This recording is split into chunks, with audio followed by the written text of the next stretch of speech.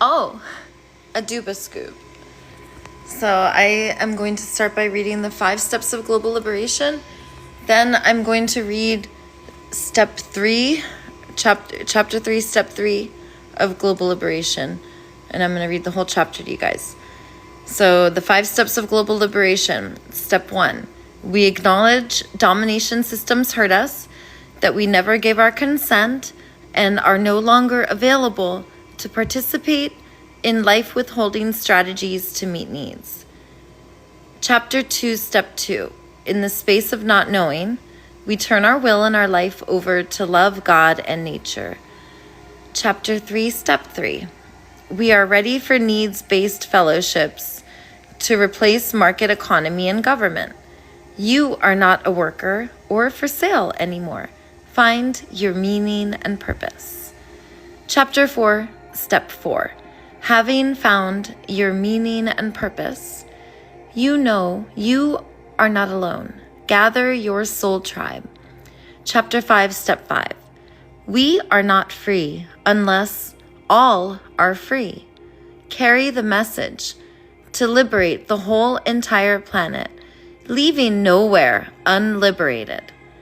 Chapter 6, The Great Global Liberation. New Human, New Earth. Okay, cool. All right, Duba Scoops. This is my 4th video doing this. We did the preface, chapter 1, chapter 2. Now we're doing chapter 3. So this is by Daisy the Venice Healer. This is some of my work. The 5 steps of global liberation is my work, and this is a piece of some of my writing. And we are going to be reading chapter 3 from the 5 steps of global liberation. Step 3. We are ready for needs-based fellowships to replace market economy. You are not a worker or for sale anymore.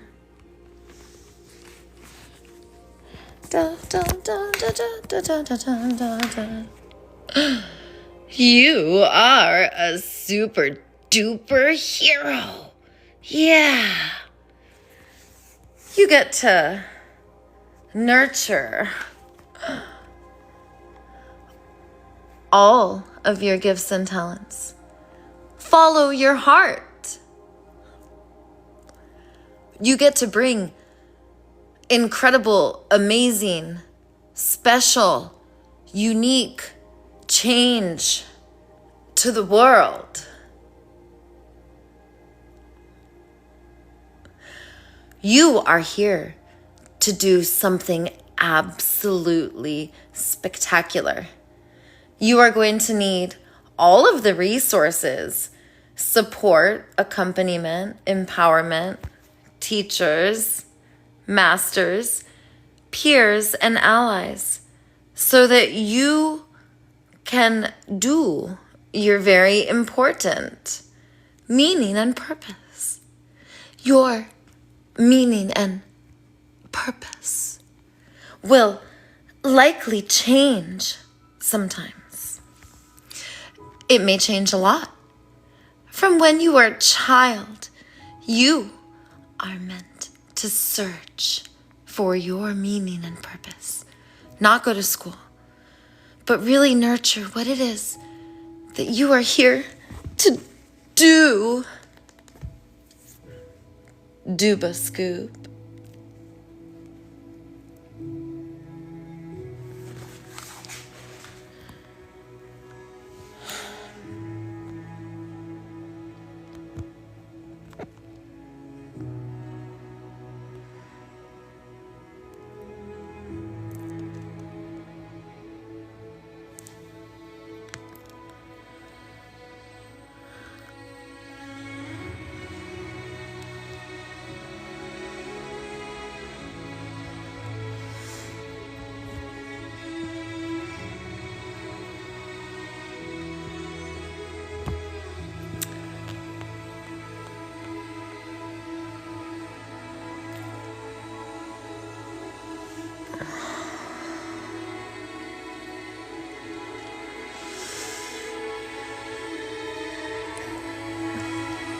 You're going to need all of the resources, support, accompaniment, empowerment, teachers, masters, peers, and allies, so you can do your very important meaning and purpose. Your meaning and purpose will likely change the world.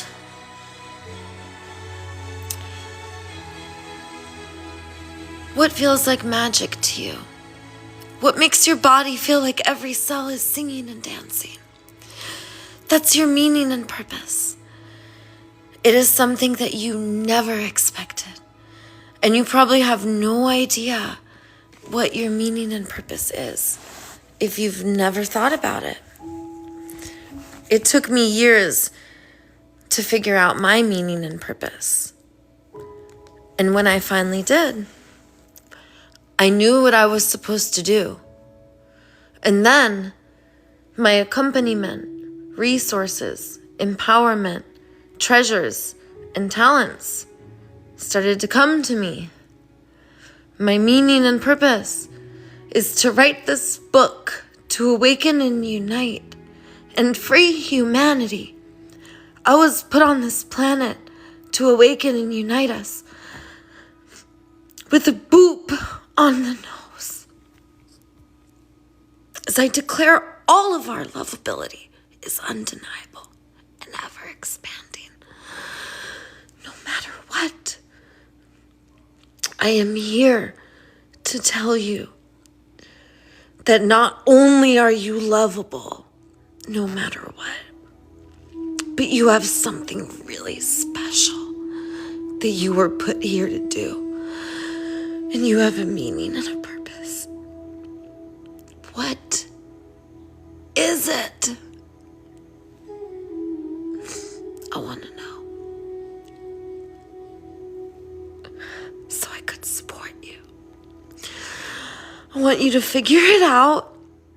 I want you to find out what your meaning and purpose is. And go do it, superhero. Go do it. And I promise you, your tribe will come.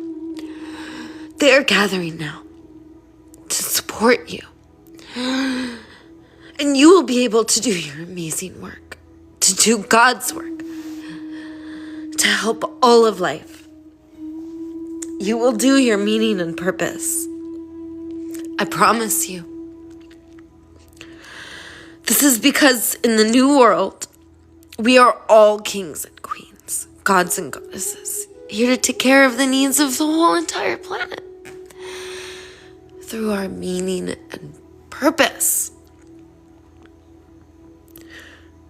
And that is what makes each of us special and unique superhero.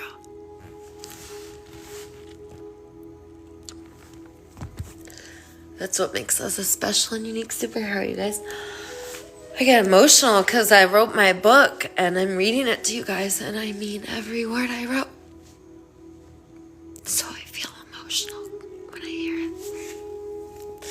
Because those are my words. And I mean every word.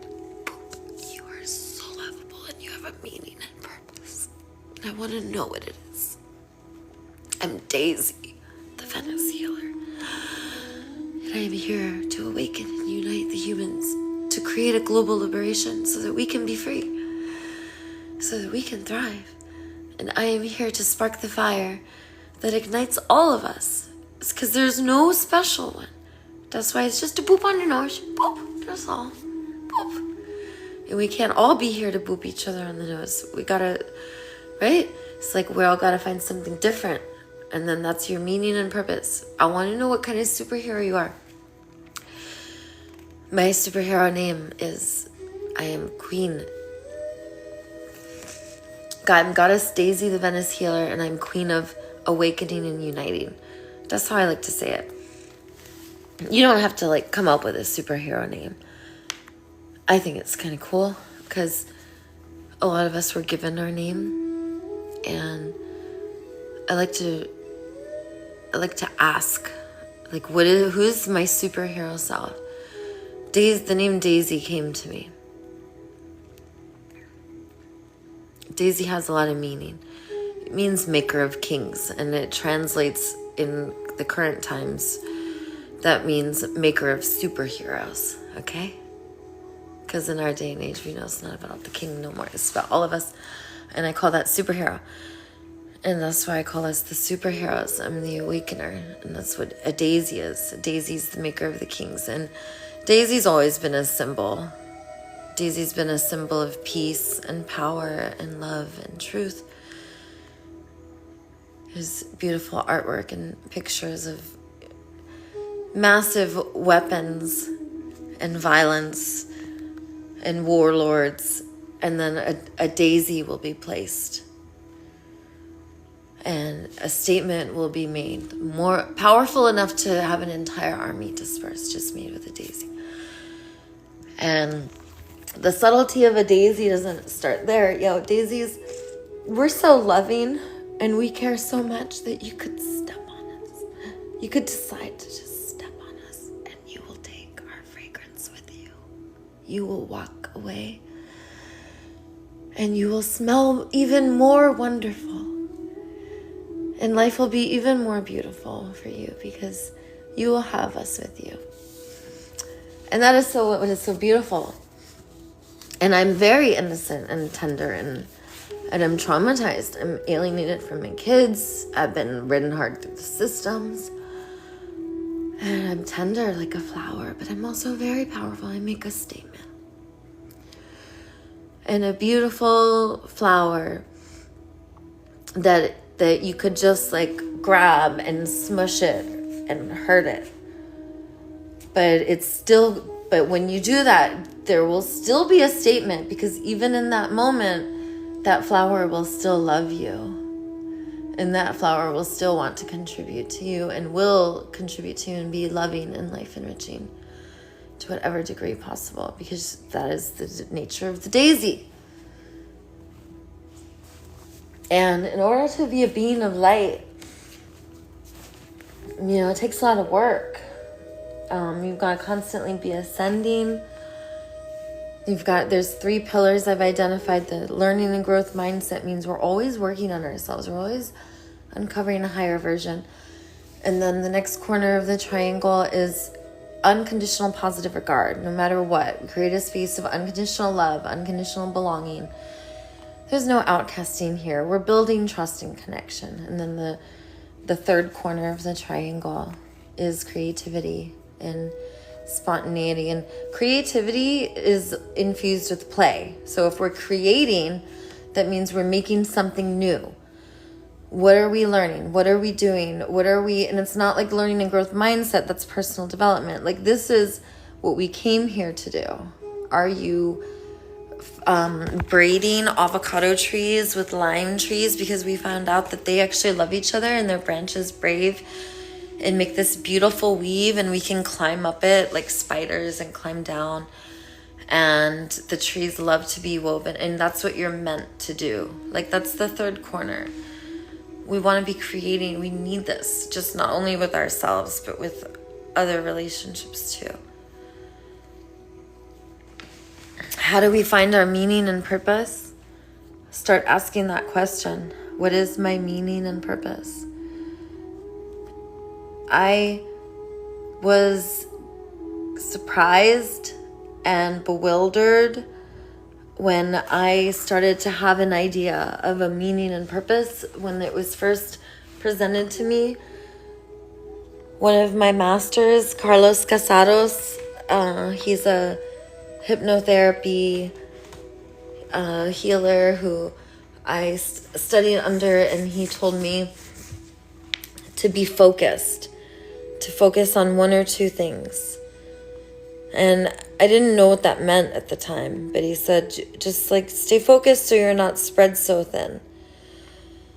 And it was presented to me in that way. However, the way that I framed it was okay, well, if it's one or two things, I started to think, well, what am I here for? Like, what's my meaning and purpose?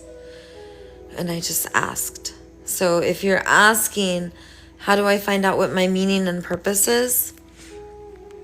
Sending love to John, by the way, because he wants to get some help today. So that's how you start it. You just ask, what's my meaning and purpose? As soon as you begin to ask, the answers will begin to come. And that's what we want. So it's scary to have a meaning and purpose and not sell out. And Lumpy Doodle says, can I ask how you acquire money for your house? I see myself in you so much, but I can't tether. So you don't have to be chronically homeless for 5 years like I was.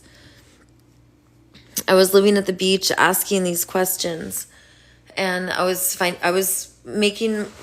creating what I called the pinch of the market economy.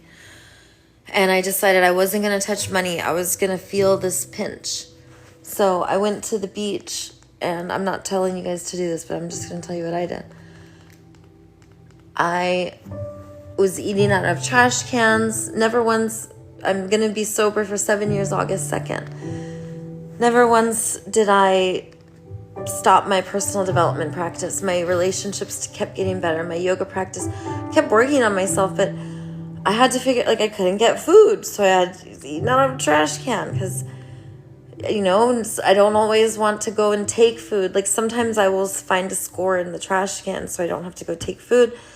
I found other ways to hustle too. I would see someone's name on a to-go bag. So you go in the store, you say, I'm here for George's order. And then they give you George's food. I was eating meat, even though I didn't eat meat. I would eat chicken because I was starving. And I don't recommend doing that, but I needed to create the pinch of the market economy because I had absolutely no idea. And if I did it slowly and learned slowly, I was ready to do this now.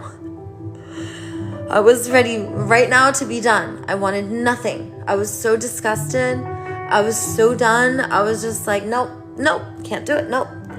I was willing to do anything else. Anything else was okay to me. Not that. And when I got to that point, I knew I was done. Then it started to come in. I don't recommend going to the beach and doing, Another thing that I do is I create the resistance. Spaces started to come in. I started to see that I don't have to steal food. I can go eat at people's place. I like to clean. I can clean this person's place and help around here and do this. And I'm not doing it because I'm bartering. I'm doing it because I'm identifying my needs and other needs, and I'm trying to see areas where we need each other. Let's be together. And I needed accompaniment the other day. All of a sudden, I call her Mama Russia. Mama Russia walks over, and she was like my mom when I lived at the homeless shelter in Venice. And she doesn't speak any English, I don't speak any Russian, and we like it like that because our eyes say everything, and we just love and snuggle each other. And she's just a sweet, loving mom from Mother Russia. She's so snuggly and sweet. She just goes, I love you. You're like my daughter. She's so sweet. I needed love, and there she was. And that's how the universe is, because I create this resistance. Before I would go to yoga studios, you know how much I suffer because I don't got my yoga studios? I started to realize those aren't even healers. They're not yogis. Those are sellouts, yo. So I created my own yoga studio. And now it's just me doing yoga. But you know something? I want goddesses to come. My partner's not going to like it if I have guys come. And also in recovery, the women want to stick with the women. The men want to stick with the men. Goddesses, I would love for you to come to my yoga studio. I will show you how to do this. I will show you how to exit market economy and government. And the way I exit government, see, I have a card because the community has decided that I get to have this card. 220 doobadoos. It's called money. And the money is a different currency where you are. In America, where I am, they call it a dollar lala.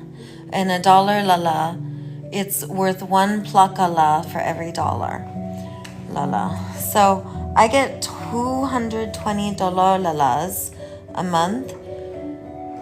And that's only worth like a couple plakalas. And a plakala is like when you get this need or that need met, but you do it by plucking. And you pluck away from a country like North Korea will have a concentration camp and they'll have slave labor, and then China will outsource to them, and then they'll be like, oh, made in China, and we're like, oh, look how good we are. We do not consent to that. They find ways around it. And I will get my plakala because I have no idea where it's coming from. It comes from Amazon, and it's like I get my needs. I don't really like how it feels, but I have this $220 a month. And another plakala I do is I'll take $56 lalas. That's the American currency, dollar lala. And $56 lalas will pay my rent. So you subtract 56 from 220 and I get to however many plakalas that is. Plakalas don't feel good because I don't know how I'm actually getting that apartment and who's suffering. I don't know how I'm actually getting my speaker, or I don't know how I'm actually getting this thing that I need. So all of my clothes, whatever I can get for free, groceries, I'll go to grocery lines with all of the poor people. I'll wait a couple times a year when I know that there's free clothing handout, or if I need something like a winter coat, I will go into Goodwill specifically, take exactly what I need. I don't go to any other clothing stores and steal. I don't do that. I don't steal from any stores except Whole Foods in Venice, CVS in Venice. One time I had to steal from Target in Santa Monica, which is not a location I have an agreement with. But I had a urinary tract infection that was so painful and I needed medicine. I couldn't make it all the way to Venice. But I use the most love and care and kindness, the least force and control and coercion. And I meet my needs outside of the market economy and the government to the most that I can. And I like stealing because I could be like, these are my universal needs, doo-ba-boo. And I go into Whole Foods, I go take the food I need. And then the security comes up to me, they go, Daisy, where are you sleeping? Are you okay? And they'll look at my food and I'll look at them. And I'll look down at my food and I'll look at them again and smile. And I'll say, superhero, I'm thriving right now. Thanks to all of you. And I'll walk out of the store holding my food. And I don't bother to walk out where the registers are. I just walk out the entrance. And the security knows that I will not starve because it's better for the community if I walk in and get my food. And this way I don't take more than what I need and I don't take less. If I think I'm doing something bad and I'm stealing, I'm going to take the most expensive thing because I'm going to try to win and get. I don't do that. And I only take what I need. If I take less, the universe is going to get the wrong message. It's going to think I don't need that much. We don't want that. We want to create a world of abundance. So in order to send the message of abundance, I also don't take more than what I need. Because now I've got to carry it around. I'm also giving the message to the universe that I don't trust. So because I don't want to keep coming back for more and I want to take enough, I take not less. I take not more because I want to make sure I am thriving. I take just enough.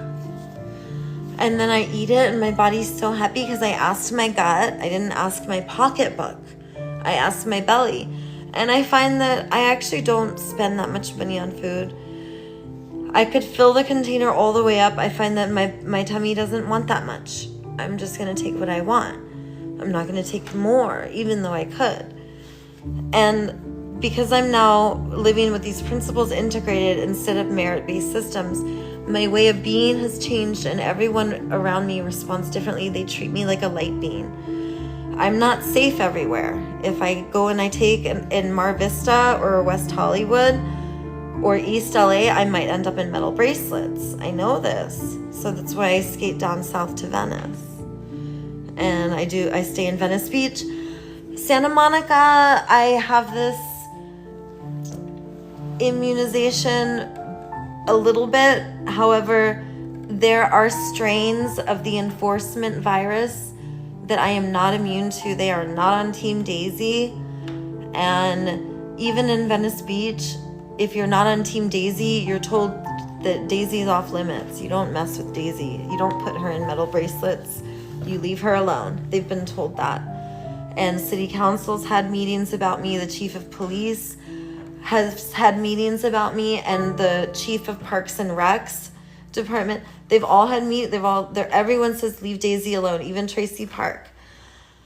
And Santa Monica is a completely different district, completely different city council as far as they're concerned. There's a percentage of them that thinks I'm a misfit.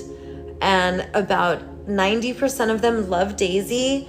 And then there's like this gray area where like 5% are neutral and then 5% are not on Team Daisy. And that's why I don't even bother leaving Santa Monica or Venice, because imagine what it's like if I go to Beverly Hills, where up to 20% of the people could be not on Team Daisy. So I'm a genius and gorgeous, and you don't stay like this by leaving Venice and Santa Monica. So I stay where I'm going to be love engulfed as a light being. Instead of having a little cave, I have a whole play area. And my play area has 2 different muscle beaches, complete with thousands of hunks for eye candy, and monkey bars and jungle gyms, and aerial yoga, and all different fun ways to play, and skate bowls and ninja arts. And I don't have to be in just a little cave. I have a whole area. I'm like Playboy Jesus, like a really hot guru that everyone wants to come see. So I just stay here and the whole world comes and sees me, and I boop them on the nose and I tell them my 5 steps of global liberation, and then we look at each other and we say, and then we all do flow strokes together, and we liberate the animals and create high-tech heaven on earth of lavish abundance. And my favorite, every single speed water, so we have really fast rivers that are really fun, and lazy rivers, and water that is completely still. And we'll have water that blasts up from the ground and goes straight up in the air. And we will have water that comes straight down. We will have water that comes from the left and from the right. We'll have water that goes in all their directions. Whoosh, whoosh, whoosh, whoosh. We will have water of every temperature. So you could be like, oh, I want water that goes diagonal and is really hot or lukewarm or ice cold, whatever you want. We will have so much abundance. And as Daisy the Venice Healer, the light being, all I have to do is just create it in Venice Beach and Santa Monica. So I just skateboard all around and I'm like doop doodle doo. And then whenever LAPD gets upset at Daisy the Venice Healer and it gets hot, like remember when Sergeant McAdams threw away all of my tiny homes? And Sergeant McAdams was like, no tiny homes. I banish you. Go to Santa Monica. And then I had to go to Santa Monica. That was real. Like it was hot. Like she was like, I will arrest you. But she cannot arrest me. She cannot get me in Santa Monica. It's safe there. So I just had to lay low a little bit, fly under the radar, because there's a lot more rules in Santa Monica. And then as soon as things cool down, and Sergeant McAdams starts to miss me after like 1 or 2 weeks usually. And if she doesn't see me, if we're on good terms and she doesn't see me for more than 2 days, she feels sad.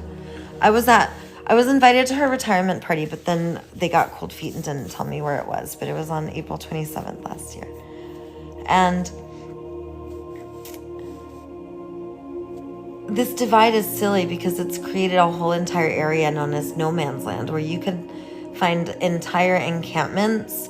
And when LAPD comes, everyone just drags their tent 10 feet over, because when they move their 10-foot tent 10 feet over, then now they're in Santa Monica, not Venice.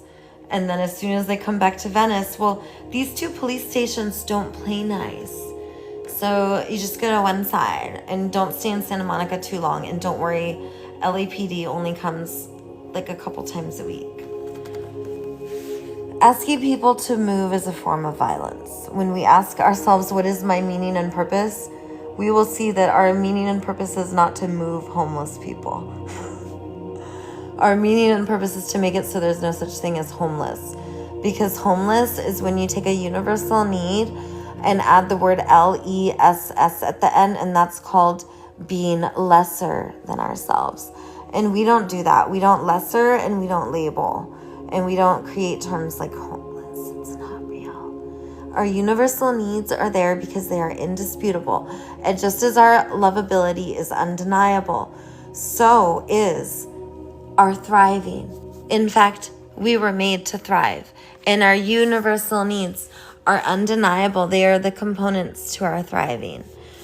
And because our universal needs are undeniable, unlike rules and laws and punishments which keep changing, our universal needs must lead the way, and we must use healing and integration in order to meet our universal needs.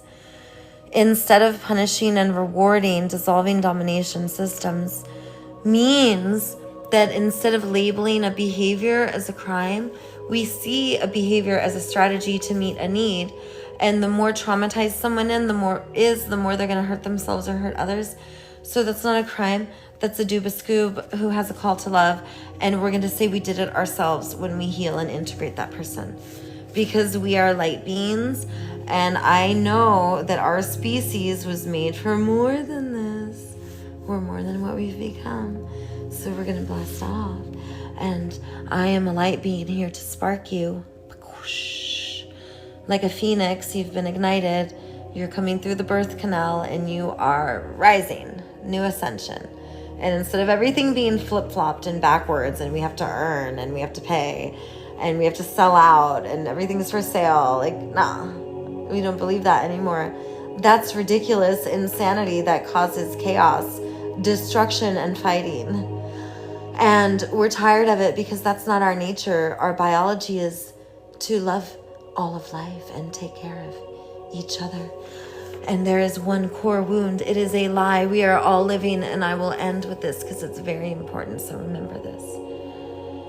We belong to each other. I am yours and you are mine, and therefore we care for all of life.